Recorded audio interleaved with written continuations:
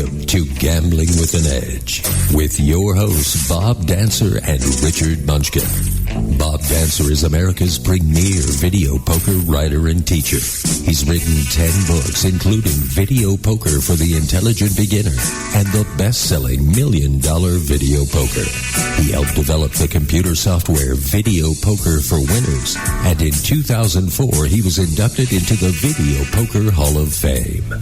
Richard Munchkin has been a professional advantage player for over 30 years and is in the Blackjack Hall of Fame. His book, Gambling Wizards, Conversations with the World's Greatest Gamblers, is a testament to the many ways you can succeed at gambling. The goal of the show is that you'll be a more knowledgeable gambler tomorrow than you were yesterday. And now, here are Bob and Richard. Good afternoon. Welcome to Gambling with an Edge. I'm Bob Dancer. And I'm Richard Munchkin. Our guest today is one of the most popular guests on our show, attorney Bob Nersesian. Bob has a brand new book out called The Law for Gamblers that's been promised to us for quite some time. Now, there'll be some other questions raised, but mostly we'll be talking about the new book. Bob Nersesian, welcome to Gambling with an Edge. Hi, thank you. Why don't you spend 8-10 minutes, Bob Nersesian, telling us about this book and who the audience is for the book? Hopefully the audience are everybody who bought Grisham's last book. Yeah. Okay. Oh, that was... And Stephen King. And Stephen King combined, yeah, sure. And throw in the guy who Daniel Steele does okay, too, Hunt on for that Red game. October in there, Yeah. and Tom Clancy, yeah, I'll take those. But seriously, the audience for the book is much more varied than originally you might think. We're hoping to get some academic sales, a lot of library sales. Obviously, anybody who gambles with any intensity should have this book. I agree. And frankly, every casino in the world should buy this book for every one of their employees so they understand exactly what's at risk and where they're messing around with fire, if you will. Casino, spending money on a book. What a concept. Well, if you pass it out amongst all the executives, it should only set you back a few $1,000s, hopefully, if you're that big. No, seriously, it would behoove a casino to have, especially their game protection personnel. Well, and their security. I mean, that's where they lose a lot of money to you, is, you know. Well, from your mouth to God's ears, Richard.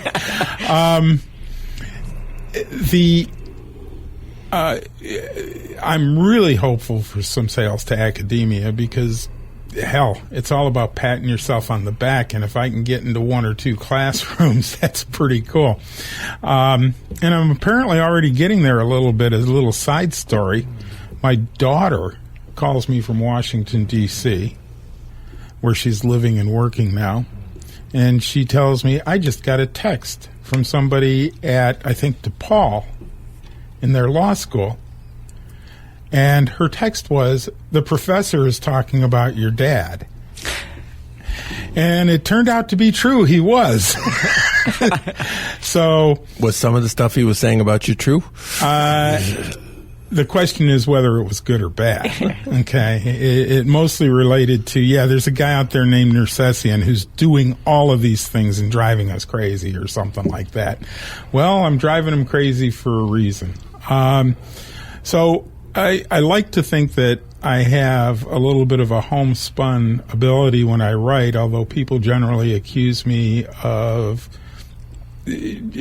just from my vocabulary being an arrogant son of a you-know-what or whatever, and I don't mean for that to be the case, and I think I've certainly kept this at a level where the average person would find it very interesting to read.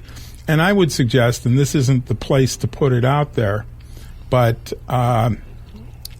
somebody who is unfamiliar with gambling and the law could pick up this book and read it, and this would be an opportunity for them to actually learn something entirely new and put it in their quiver, if you will, where they didn't have a way of even doing that before other than going out and getting experience.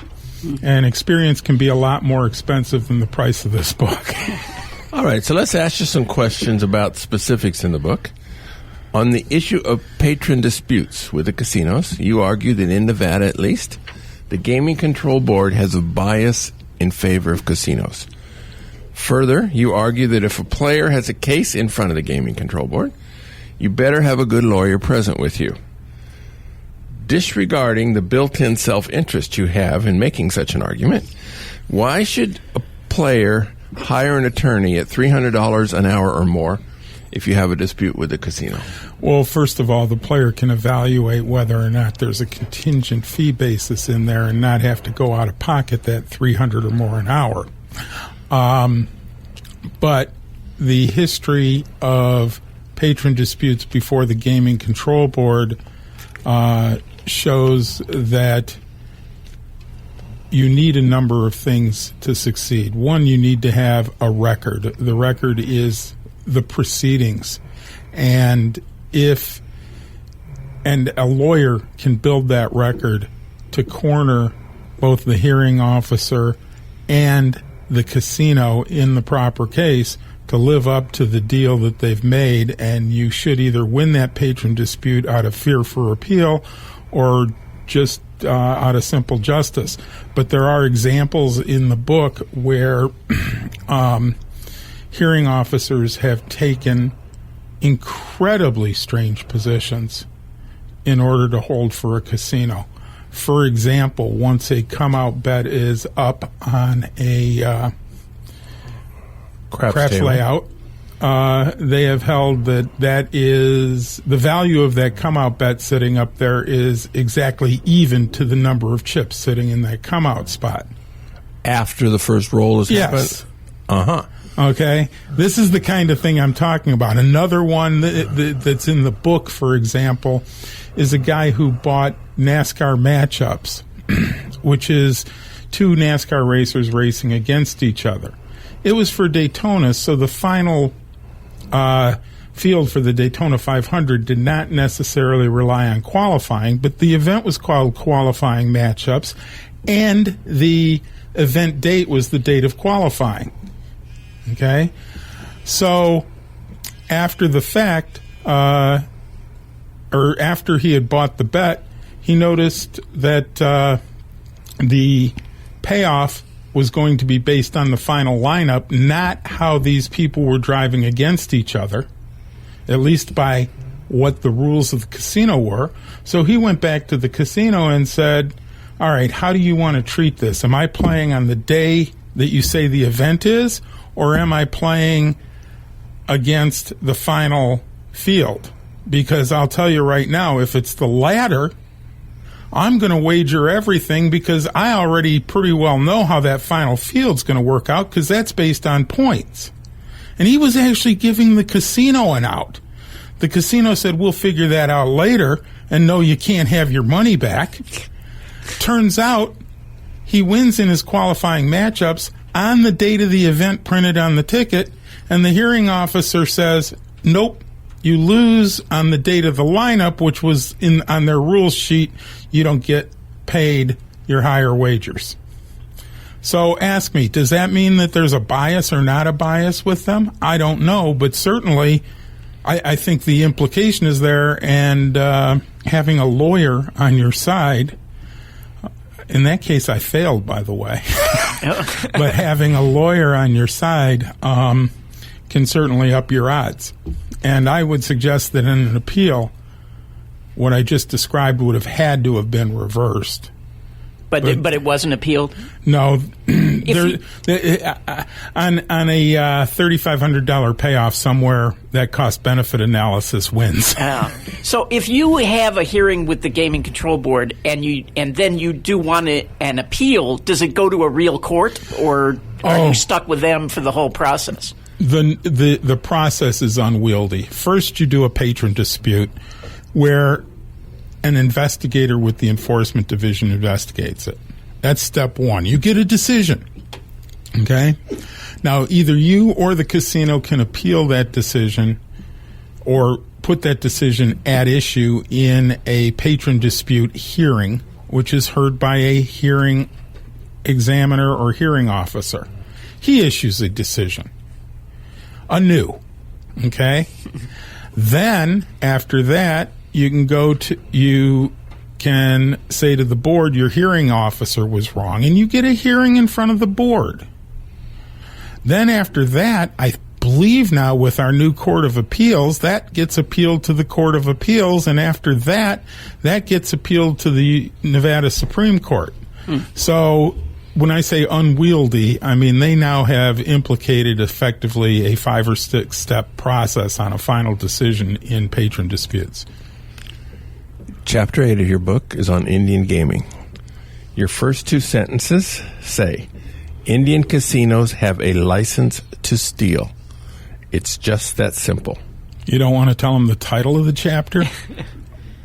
I didn't write it down. It's not in my notes. Would you like to tell us the title of the chapter? It's Indian Gaming OMG WTF.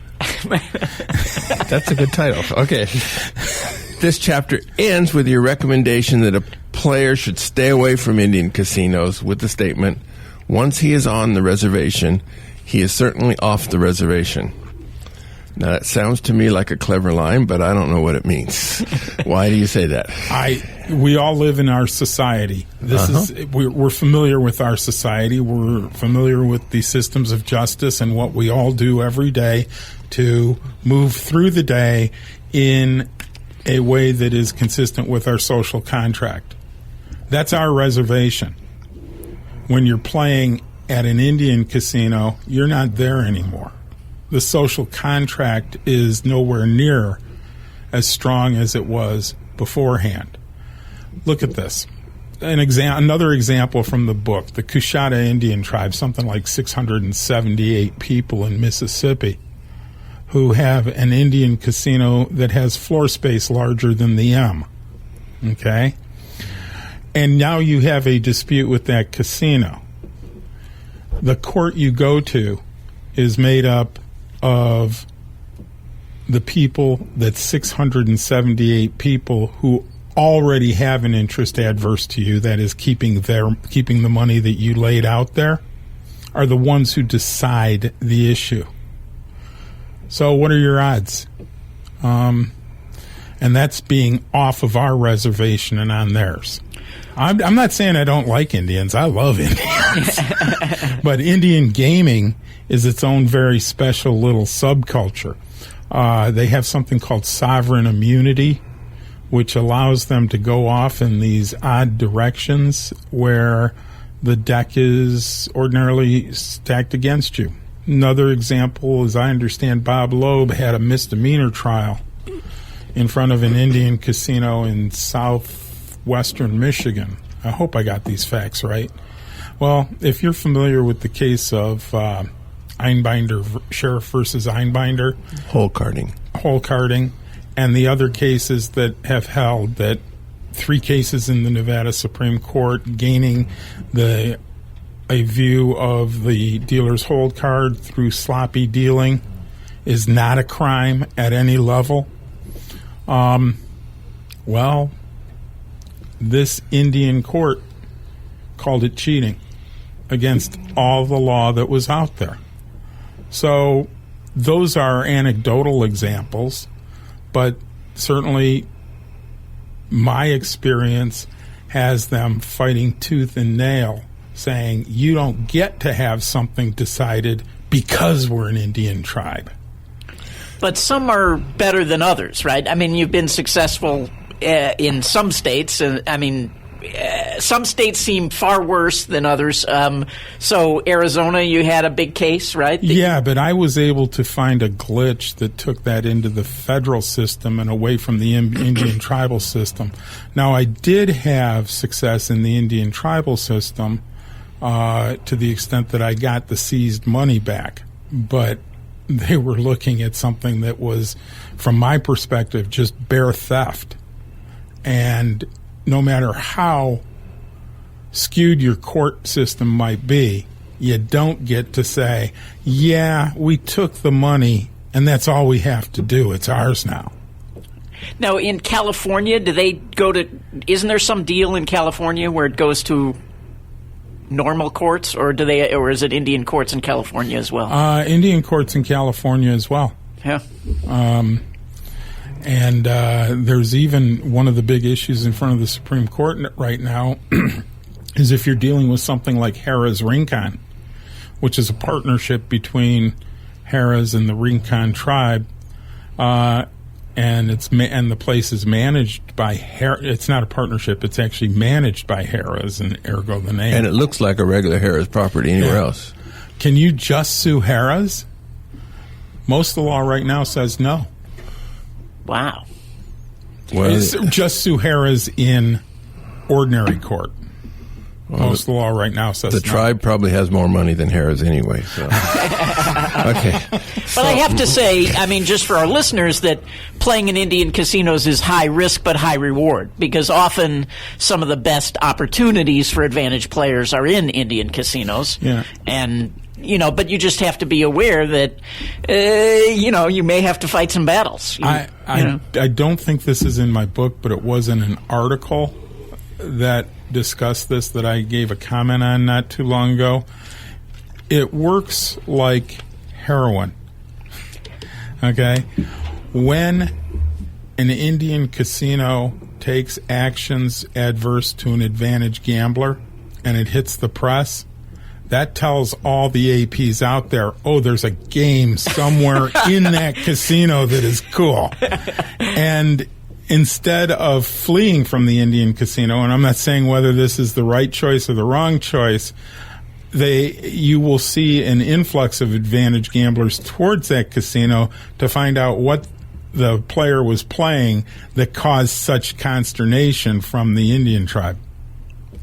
Now, you basically tell players it's best if they don't play there at all, but if they have to play at an Indian casino, be cautious. Now, what kind of caution would you recommend at an Indian casino that you wouldn't recommend at M? Okay. You're an AP. You find a game. Okay. Don't crush it. That would be one example. Because if you crush it, you may well find yourself in handcuffs in the middle of God's country trying to figure out why, if they put out a game that is paying wrong odds at Sick Bow, I'm sitting here in handcuffs rather than their casino manager getting fired who put the wrong odds on the table. One example. Another, obviously everybody has their own proclivities, and a lot of the advantage players I know, to the chagrin of many others I know who want something to be there forever, their plan is always just to crush something as soon as they find out it exists.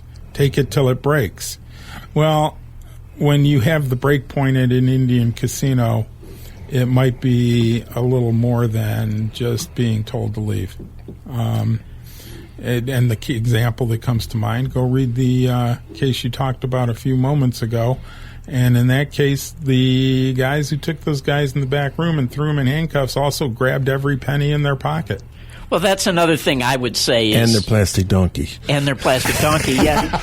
But another thing I would say is don't take more money into the casino than you need, that's a great one, yeah. Yeah. Your bankroll is in a bank, not in your pocket. Yeah. I certainly wouldn't go into one with any kind of fake ID or, players' cards in 5 different names. I mean, there are a lot of kind of common sense ideas, I think. But now, do you think you're a lot safer in the giant places like Mohegan Sun or Foxwoods than you would be in... No. No? No. Wow. I've been on the phone. I can't remember if it's Mohegan Sun or Foxwoods, but I've been on the phone with those casinos while they're holding an AP at the side of the road off of the outside of the casino, and they chased her down in a squad car. All right? Wow. And then, if I remember the incident correctly, they got local constables on site too, and I was on the phone, and I'm pounding the table, sorry about that, and I was able to talk to what I will call the real police, who then looked at the Indian police and said, let her go. You know, she beat your game. Big deal. Right. You have a chapter on asset forfeiture, which frequently means police of various sorts making a traffic stop and taking your money. Now, we've spoken about this several times on the show. So tonight we're talking about some things we haven't been spoken about quite so frequently. In this general area, we have a question from a listener. Is it legal to videotape or audio tape a police officer in Nevada without notifying him first? Wow. We have spoken about it, but it bears repeating. I got your list of possible questions, and that was on there, and I absolutely forgot to tell you, please don't ask me this question. No, the general answer is it's pretty well established now that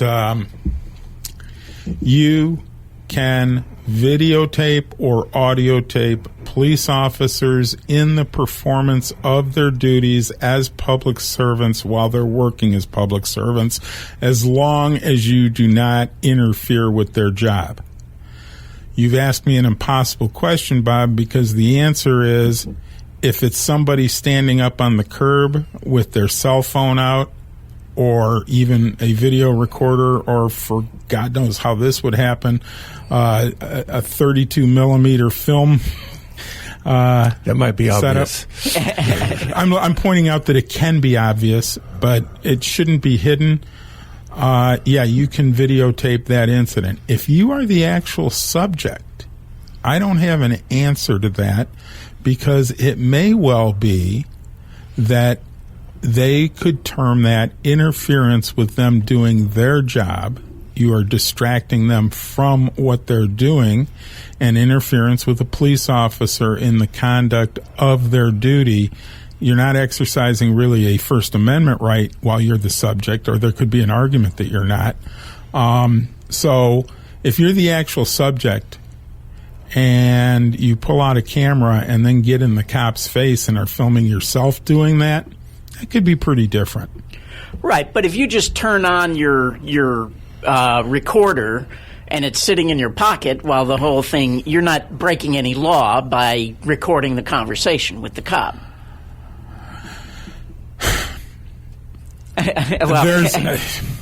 In Nevada, there's a statute that the subject of a confidential or the subject of recording is entitled to know they're being recorded.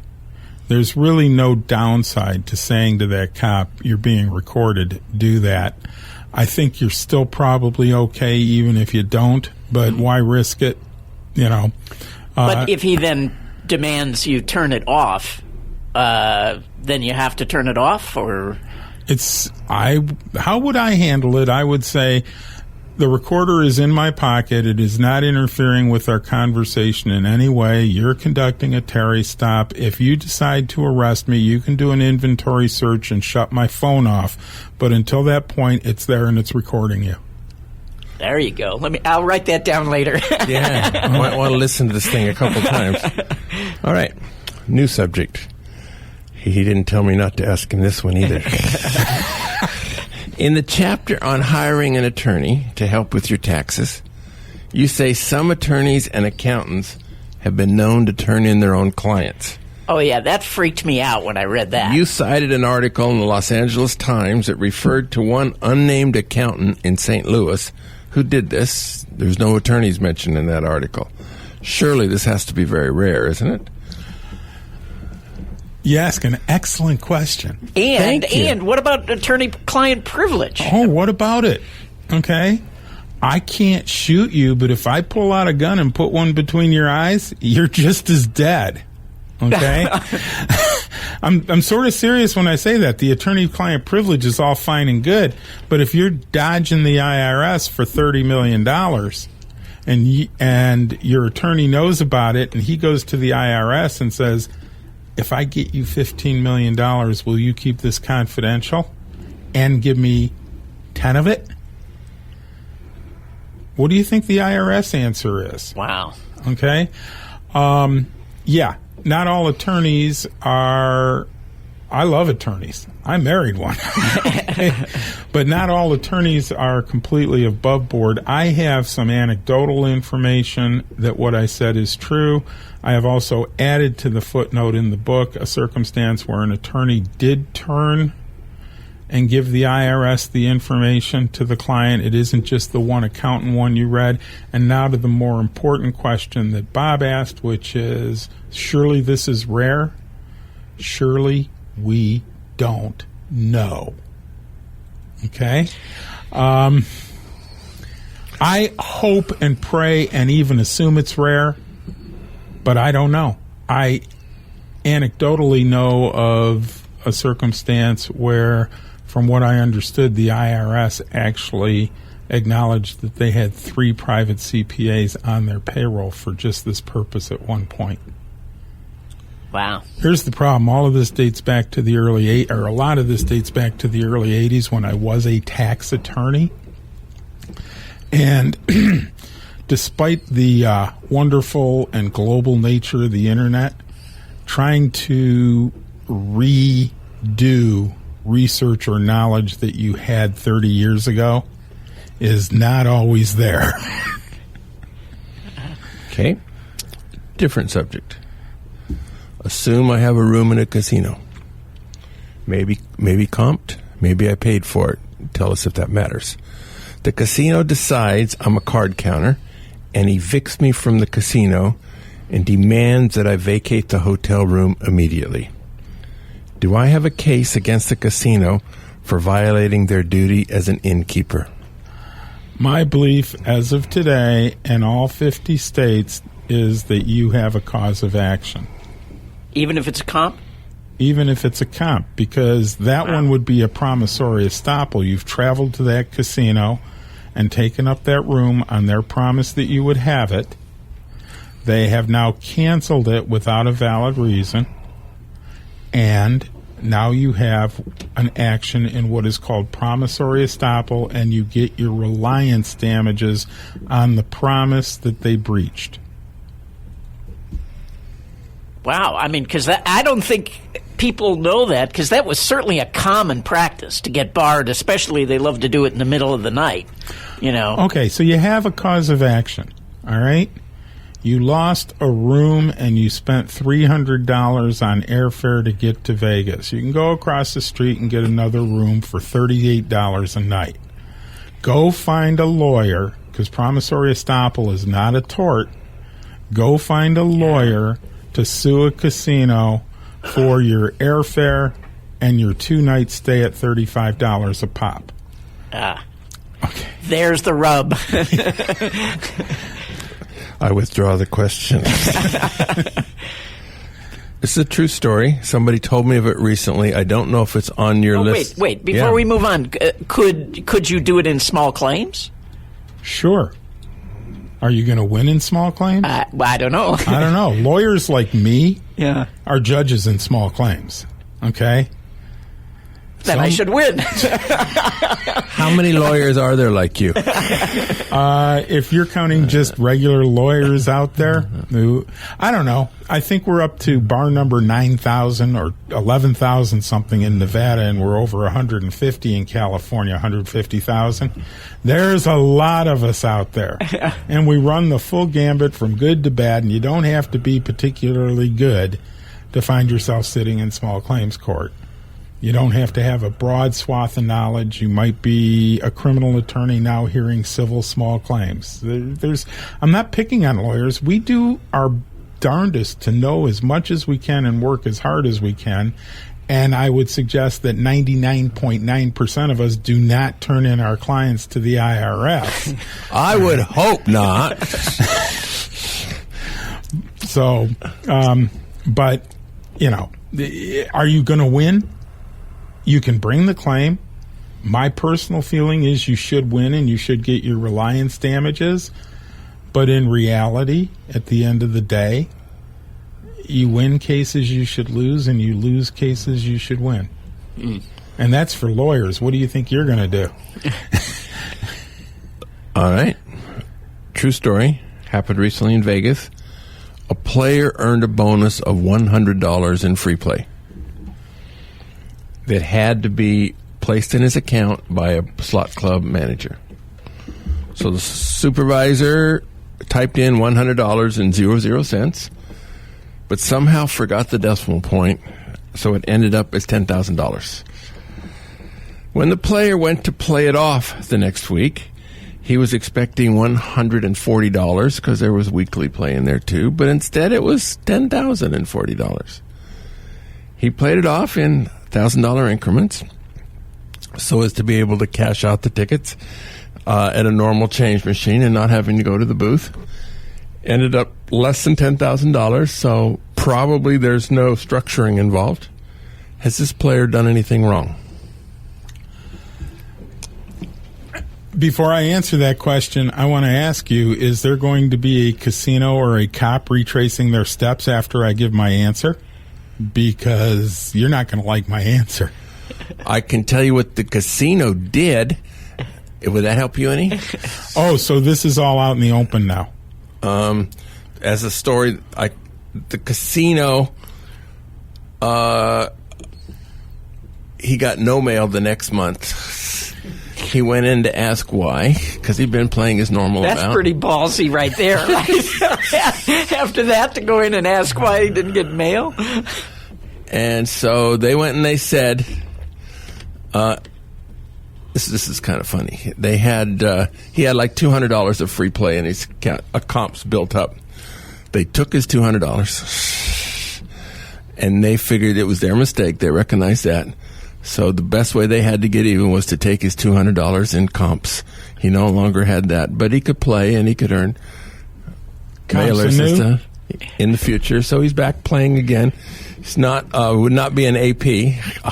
Clearly, they want him as a valuable customer. But they kudos to the casino, because under different circumstances, if this was not a coveted player, they probably could have gotten a prosecution and a conviction on a felony. Wow. This is criminal. Yeah. Nevada has a statute that says when you receive money that you know is mistakenly given to you, it's essentially the, wow, this ATM is spitting out $100 bills. Do I get to keep them statute? And the answer is no. If you keep them, it's a crime. Same thing.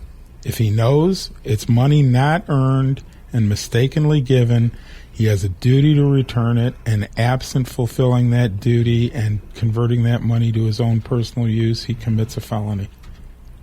Wow. Depending on the value. Some of it won't be a felony, like if it's $80. What's the cutoff? I have no idea. That wasn't on the list. Please give me the... we got it narrowed down to higher than 80 and less than 10,000, though. Right. All right. So that means if a dealer pays a push and you realize it, then that's a felony? If the bet, say had a $1,000 bet and a dealer paid a push. Well, that's a little different. I don't want to parse out, or that's a very good question, Richard, because the difference is that they have an obligation to call the game. Okay. It's not a mere mistake. It's a mere mistake in a game. And also with the other thing is, yes, I believe I even discussed this in the book, for example, exactly what you're talking about. Here's something interesting. In the one you just gave and what you're talking about, the casino cannot sue the player to get the money back. In either of those? In either. The casino is out the money. The casino can't sue a player for a gambling debt unless it's supported by a credit instrument, i.e. a marker. So they don't have a right to sue players if, even if a cheater walks out with $100,000, they can't sue that player. Okay. Instead, what happens is, a prosecution and an order of restitution, and possibly jail time. But as to the casino just playing up and suing to get the money back, the casino does not have a right to access courts in Nevada over a gambling debt. They do in New Jersey and many other states, but in Nevada, believe it or not, gambling is, while not necessarily still illegal, it is a public nuisance. And casinos are only operating at the discretion of the state to allow them to not get prosecuted for committing that nuisance. This might be a related question. I walk through a casino and I see a $20 cash out ticket on the floor.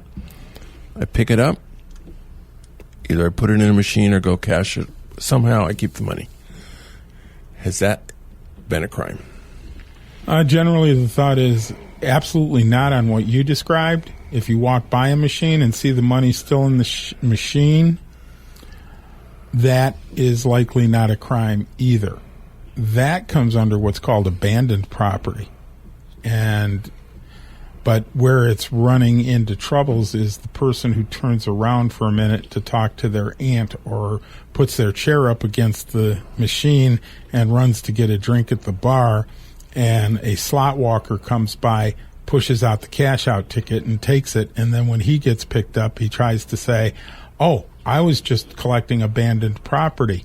And depending on the circumstances and how ugly the video looks, I think we have a word for that guy, and it's convict.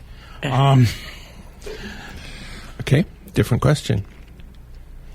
How many you got? 10 more minutes. Easily several more. If you're tired, we can do commercials. Are you that tired? No.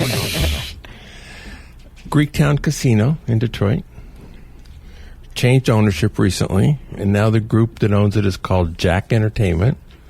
So the casino will be called maybe Jack Detroit. If a player has been 86 at Greektown, read the Trespass Act, does the change in ownership or name mean he's now welcome to go back and play? Generally, yes. Well, welcome? No. Yeah. Is he subject to being arrested for trespass? He may well be arrested for trespass, but I doubt there could be a valid conviction. I don't have the Michigan law in my pocket, but I do know this question recently came up in Nevada. It is on appeal in front of the Nevada Supreme Court as we speak. The district court judge ruled that the trespass statute, first of all, understand, trespass is not a crime unless it's made a crime by statute. Historically, trespass by itself is a civil wrong without a criminal corollary. So, when the Nevada statute 207.200 says that when an owner or occupant gives you a warning not that you must leave and cannot return, you are now trespassed, and if you do return, you commit the statutory crime of trespass. Now, who gave the warning in your Jack case? The Jack Casino. It was somebody totally different from the current owner. So if the Michigan statute is analogous, no, there's no crime there. In Nevada, the district court judge ruled, and I think I got this right, although it may be a different holding company, that a warning from Harrah's Entertainment to not go on any of their properties was ineffective because they don't own any casinos. They own companies that own casinos.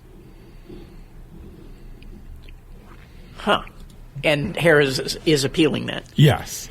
Is there a chance that the young woman this is involved has been a guest on this show? Or I don't know. Or her husband? Would that be likely? I don't know. Is it? I don't think it's who you think it is, Bob. All right.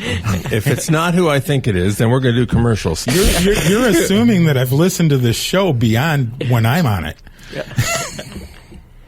I have. This is a wonderful show. Everybody should tune into it religiously week after week. So we're going to buying my book. Yeah, right. 2 copies, yes. We're going to do some commercials, and we're going to come back and ask you to tell us about a story that should scare the heck out of every listener about a guy named Glenn Cobb.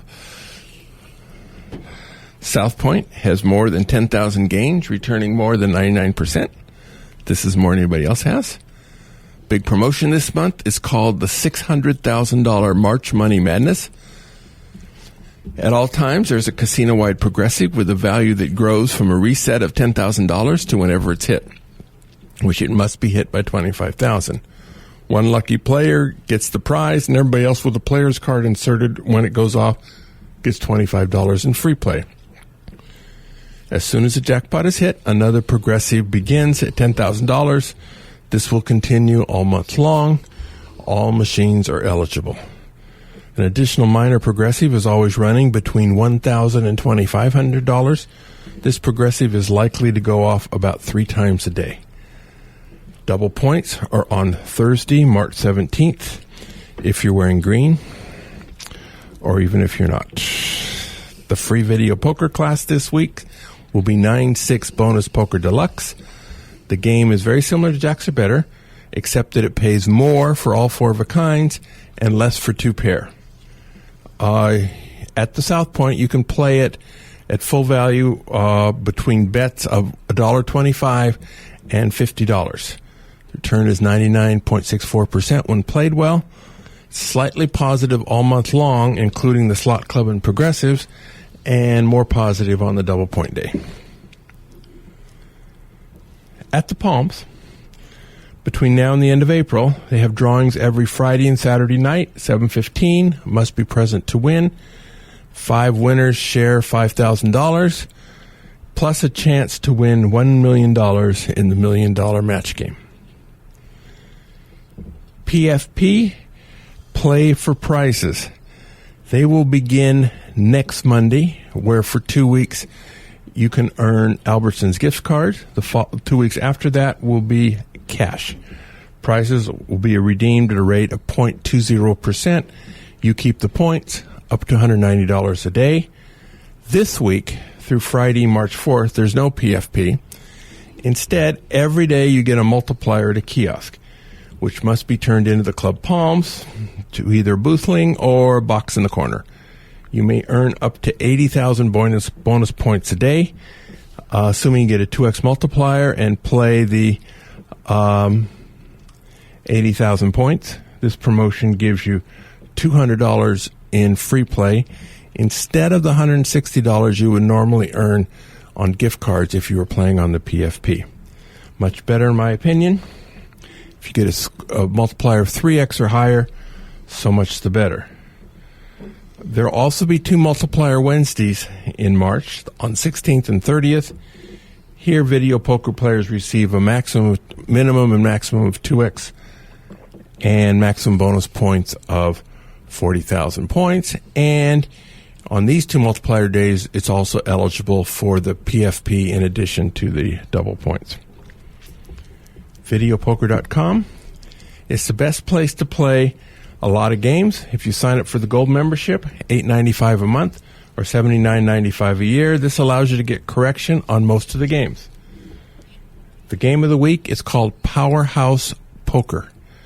This is a 10-coin per line game, which comes with sound effects reminiscent of some electrical generator gone slightly amiss.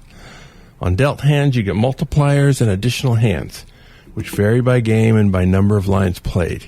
There's no change in strategy needed. Compared with the base game, it slightly increases your EV to play this, and it slightly increases the variance.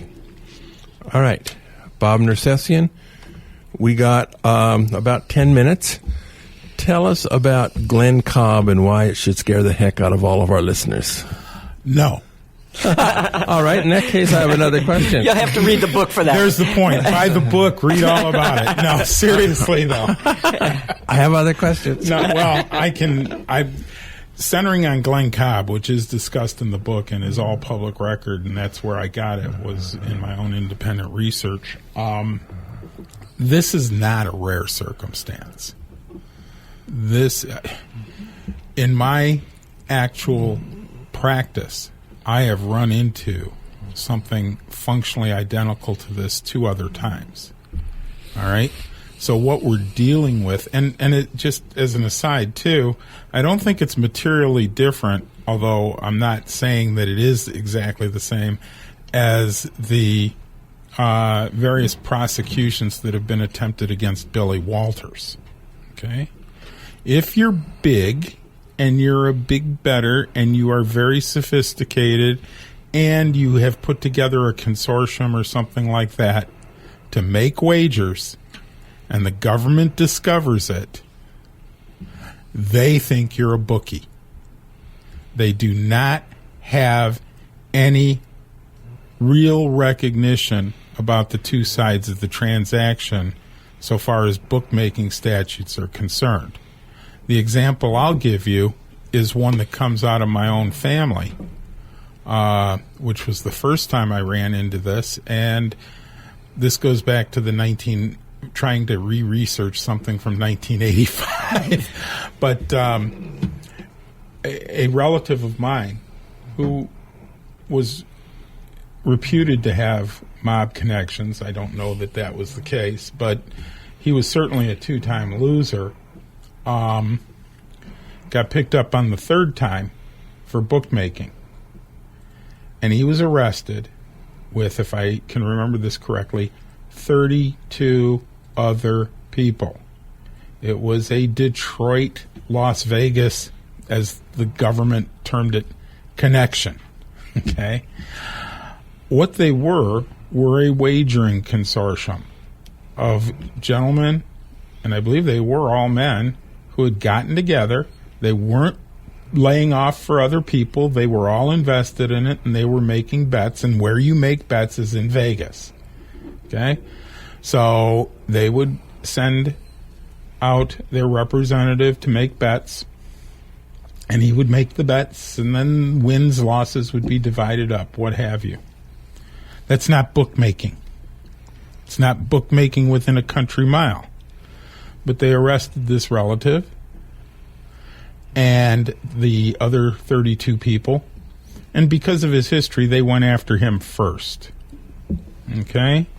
And because of his history and their deal where, since it was the 3rd time, he wouldn't have to spend the rest of his life in prison, he cut a deal and took a plea.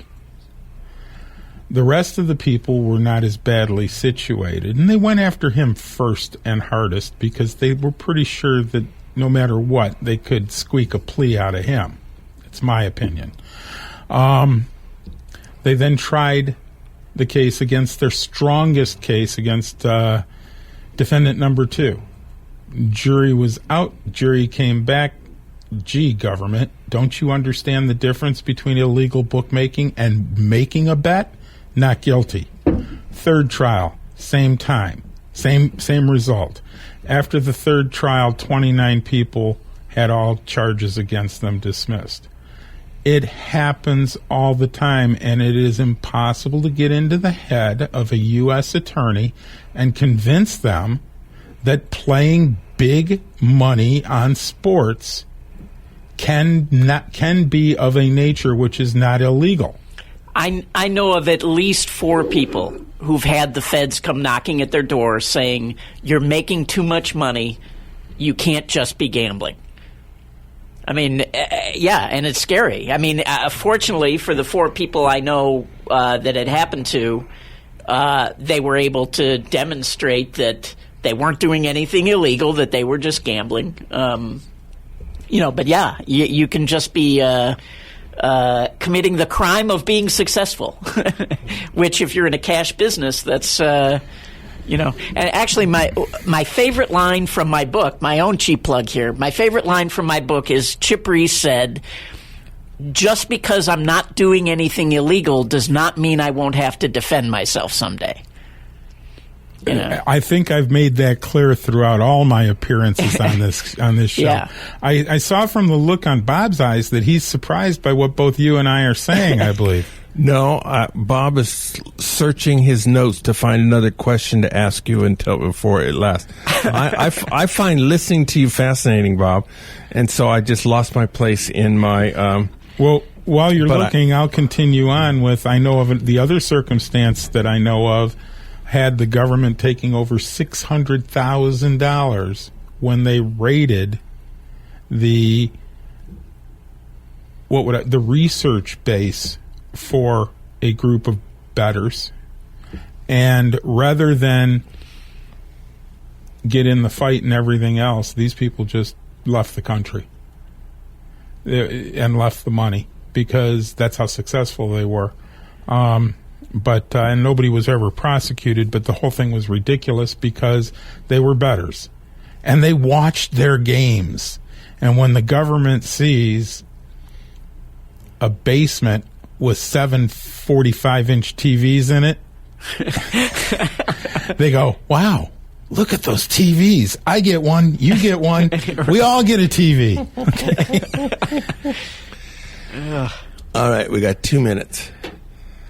In the chapter on Indian gaming, WTF, OMG, or something like that, you said if something happens to a player, he should sue the individual members of the tribe, but not the tribe itself. Do you have a minute and a half answer to that? The tribe itself will get sovereign immunity. Even in my Arizona case, the tribe had sovereign immunity.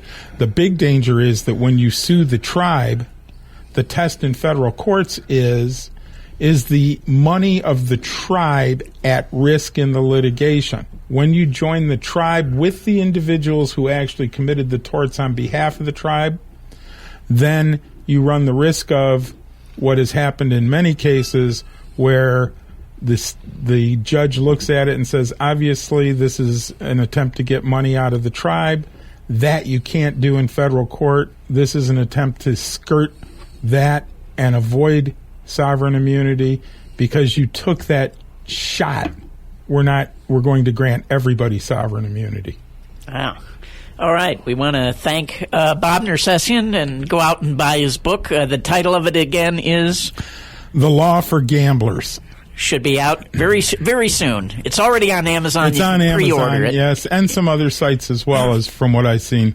Right. Anyway, we appreciate your questions. You can send them to us at gamblingwithanedge@gmail.com or facebook.com/gamblingwithanedge, or you can tweet them at me at RWM21. If you want the show delivered to you automatically every week while you're sleeping, you can sign up to do that at iTunes, Stitcher, YouTube, or my site, richardmunchkin.com. And to get an archive of every show that's ever been done, even when I wasn't on it, you can find those at bobdancer.com. And we've been doing over 5 years of these, which kind of surprised me when I realized that. All right. Thank you, Richard. Thank you, Bob Nersesian. Always a pleasure. Having me. Yeah. All right. Go out and hit lots of royal flushes, everybody. Good night.